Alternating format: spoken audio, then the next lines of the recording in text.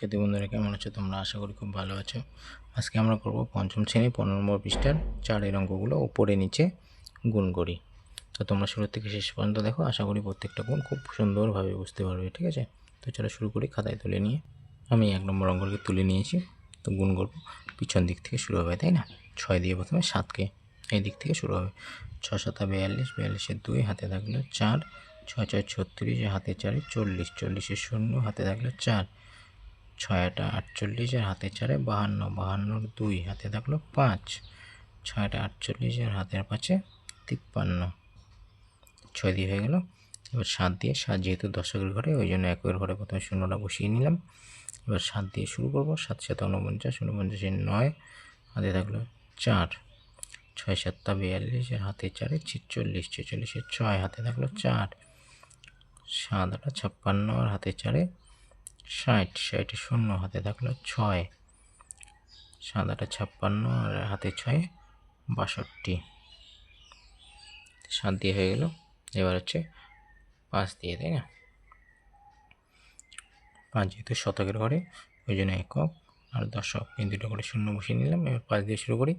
5 7 35, 35 5 হাতে থাকলো 3, 5 6 30 আর হাতে 3 33, 33 3 হাতে থাকলো 3, 5 8 40 আর হাতে 3 43, 43 3 হাতে থাকলো 4, 5 8 40 আর হাতে 4 44।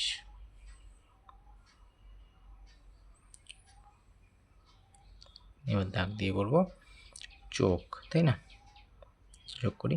এই শাড়িটা যোগ করলে 2, এটা যোগ করলে 9, এটা যোগ করলে 5 আর 6 11, 11 আর 2 13, 13 3 হাতে থাকলো 1, 3 3 6 হাতে রেখে 7, 5 5 10, 10 0 হাতের 1, 4 6 10 আর হাতে রেখে 11, 11 1 হাতে থাকলো 1, 4 হাতে রেখে 5। তাহলে 1 নম্বরটা হয়ে গেল। এবার 2 নম্বরটা করি। 2 নম্বরের জন্য প্রথমে 9 দিয়ে পিছন দিক থেকে শুরু হবে, তাই না? তো 8 নং 72, 72 2 হাতে থাকলো 7, 4 নং 36 আর হাতের সাথে 43, 43 3 হাতে থাকলো 4, 7 নং 63 আর 4 67, 67 7 হাতে থাকলো 6, 8 নং 72 আর 6 78, 9 দিয়ে হয়ে গেল। এবার 6 দিয়ে, 6 যেহেতু দশকের ঘরে ওই জন্য একের ঘরে প্রথম শূন্যটা বসিয়ে নিলাম।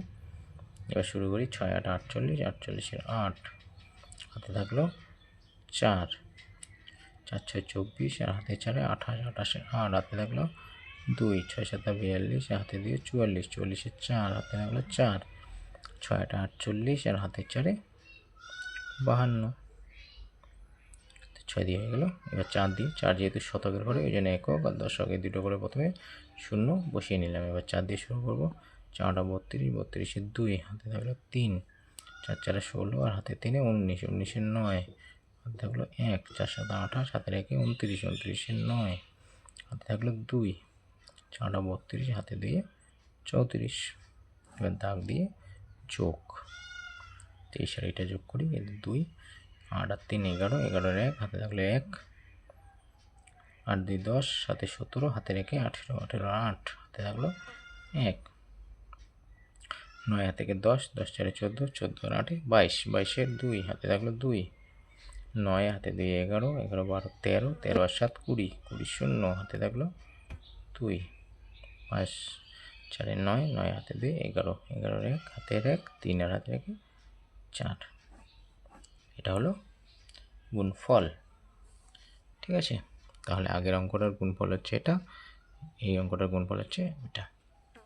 ঠিক আছে, তো এই ভিডিওতে এই পর্যন্তই। দেখা হচ্ছে পরের ভিডিওতে। টাটা, ভালো থেকো।